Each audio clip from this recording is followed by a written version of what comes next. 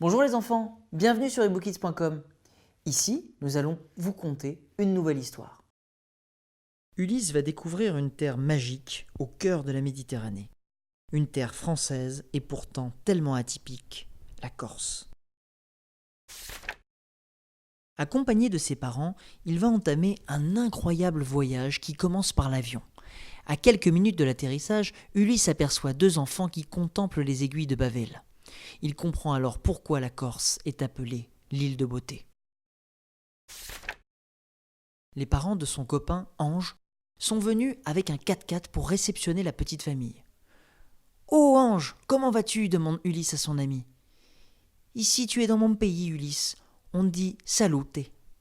Et pour te répondre, mon ami, je te dirais que je vais bien. Et toi ? Arrivé à la maison des parents du garçon, Ange propose à son ami d'aller se baigner.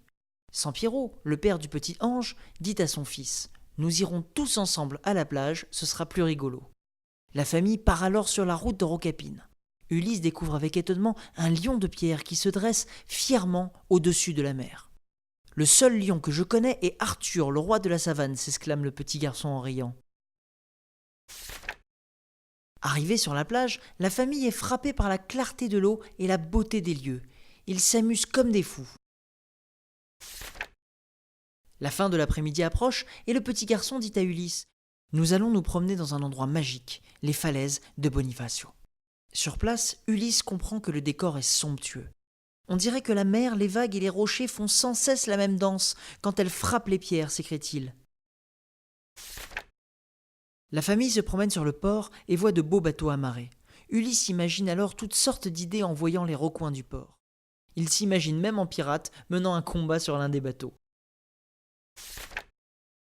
Avant de terminer sa journée, la famille se rend sur les plages somptueuses de Palombadge, Rondinara, Santa Giulia, à quelques minutes de Porto Vecchio. Ulysse, habitué à la ville citadine, n'a jamais vu de si beaux lieux. Ses yeux sont émerveillés lorsqu'il regarde les plages, toutes plus belles les unes que les autres. Ange s'exclame « Alors, elle est pas belle mon île ?» Ulysse ne peut qu'approuver avec plaisir. « Allez viens, on va manger le sauté de veau de ma grand-mère maintenant. » À Sartène vit la grand-mère du petit Ange. Sa maison est mitoyenne de celle des parents de Ange. La bonne odeur de la cuisine attire tout de suite Ulysse. Une dame habillée en tablier l'accueille. « Vidolu, que fais-tu ici ?» Ulysse ne comprend pas, son ami Ange lui traduit. « C'est du corse, dit-il. Vidolu signifie enfant. » Les deux garçons n'attendent pas longtemps pour tremper leurs lèvres dans le sauté de veau corse aux olives préparé par la grand-mère. Que c'est bon! Le père d'Ulysse assiste à la scène et vient mettre un peu d'ordre. Les enfants, sortez de la cuisine et allez à table. Dès que les enfants ont le dos tourné, à son tour, le père prend la cuillère et goûte le splendide sauté de veau. Mais les deux garçons ne sont pas bien loin et rient en voyant que même les parents ne peuvent pas résister au plat de la grand-mère.